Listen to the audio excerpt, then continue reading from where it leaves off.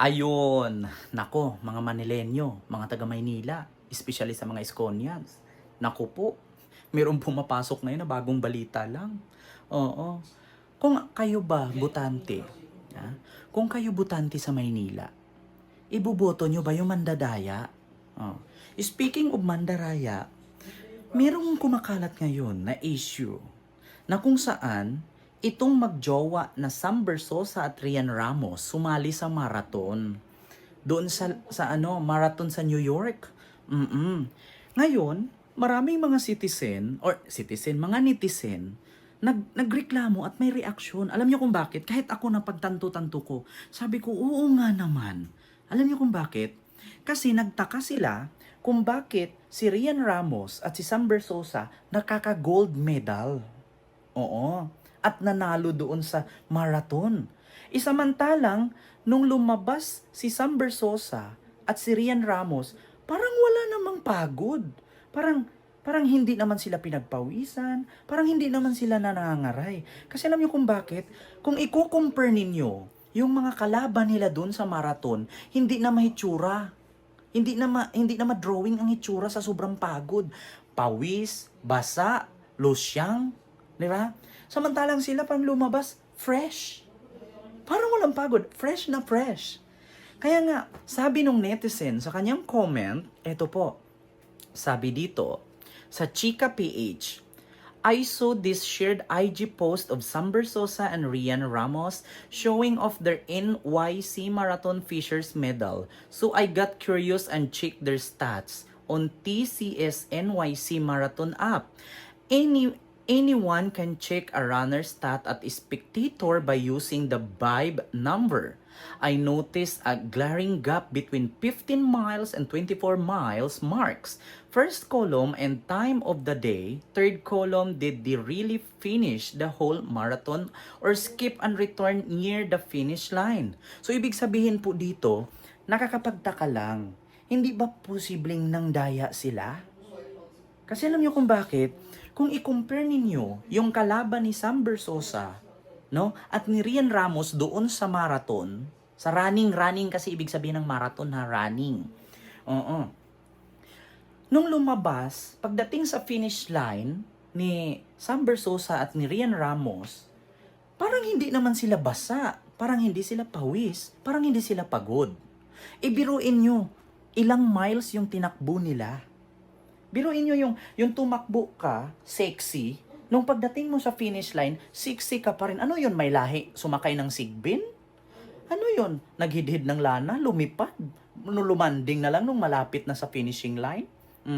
Kasi nakakapagtaka lang na yung mga kalaban nila sa takbuhan, sa marathon, yung iba nagkabilat-bilat. Yung iba losyang na kung tignan. Yung iba ang dila umabot na sa dibdib sa sobrang layo ng tinakbo. Samantalang si Sam Bersosa at si Rian Ramos, abongga, nung lumabas, fresh from the farm. Oo, parang galing hinugot lang sa frozen. Di ba? Kaya ngayon, nagre-react itong mga netizen na, hindi ba possibility na ng daya? Eto ha, sabi dito, did they really finish the whole marathon or skip and return near the finish line? Where were they between 3:50 p.m. and 7 p.m.? Asaan daw sila nung 3:53 p.m. and 7 p.m. Added a non-celebrity runner stat for comparison which show complete split marks. Oo. If SB really cheated, it somehow reflects how he will become a leader as a mayor in Manila if he elected. 'Di ba? So kung ito nga daw nagawa ni Sam Bersosa na mangdaya sa marathon, paano pa daw sa pagka-mayor ng Maynila? 'Di ba? Ganito ba mga Manilenyo ang gusto nyo maging leader?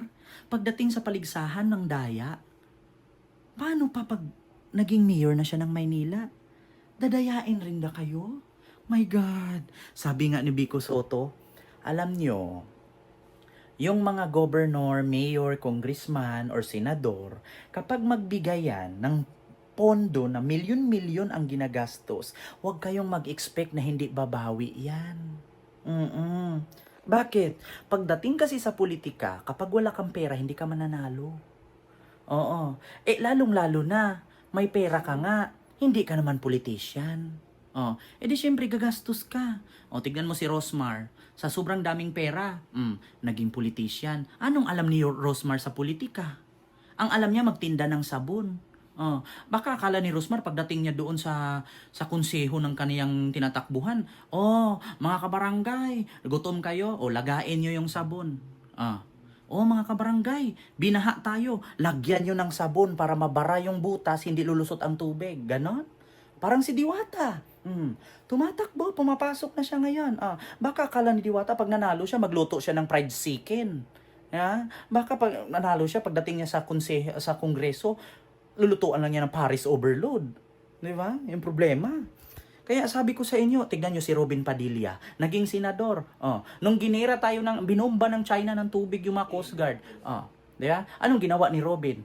Gagamitin yung pagiging action star niya doon? Wala! Pagdating sa Senado, kain lang ng kain. Akala mo naman, ginutom ni Mariel. Tignan nyo si Manny Pacquiao. Nanalo. Paging senador kasi magaling mang-boxing. Bakit? Pag ginira ba tayo ng China, gagamitin ni Manny Pacquiao, kamao?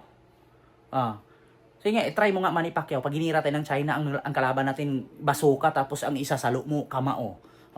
Diba? Tigilan nyo yung mga ganyang politician. Oo. Diba? Tigilan nyo yung ganyan mga politician. Alam nyo, sa totoo lang, si Sam Bersosa, kaya pumasok yan sa politika. Bakit? Kasi meron siyang negosyo. Pag once naging mayor siya, yung mga negosyong ipapasok niya, mababawasan ang tax. Tignan nyo si Alice Go. Pumasok sa politika, naging mayor. O di, lumusot ang pogo. Kung hindi siya mayor nun, sa tingin nyo makakalusot ang pogo? Hindi. Kaya sabi ko sa inyo, kung nagawa man ni Sam Bersosa at ni Rian Ramos ang pandaraya dun sa maraton, paano pa pag naging mayor siya sa Maynila? Diba? Yun lang. Napakasimpleng tanong. Kung kaya niyang gawin mangdaya sa maraton, paano pa pag naging mayor na siya? Isipin niyong mabuti yan, Manilenyo. Kung ako naman ang papipiliin, hindi ko rin ipagpapalit yung boto ko sa loob ng 3 taon dahil lang sa spam. Hindi. Ano? Ang spam ba kaya kang busugin yan after 3 years pag nakaupo si Sam Bersosa? Hindi. Ito lang ha, tanong ko sa inyo. Nung naging congressman nga siya, hindi nga siya tumulong sa Maynila nung nagutom tayo . Tapos ngayon naging mayor. Tanong ko lang. Nasaan si Sam Bersosa nung pandemic? Ni Anino ni Sam Bersosa, nakita nyo ba? Buti pa si Francis Leo Marcos. Kahit budol yun, namimigay pa ng bigas. Buti pa si Francis Leo Marcos. Kahit hindi totoong Marcos yun. Nag-abot pa ng kalabasa at gatas, may tilapia pa. Isa Sam Bersosa na saan? Nawala po siya. Ngayon lang po siya lumabas nung eleksyon na.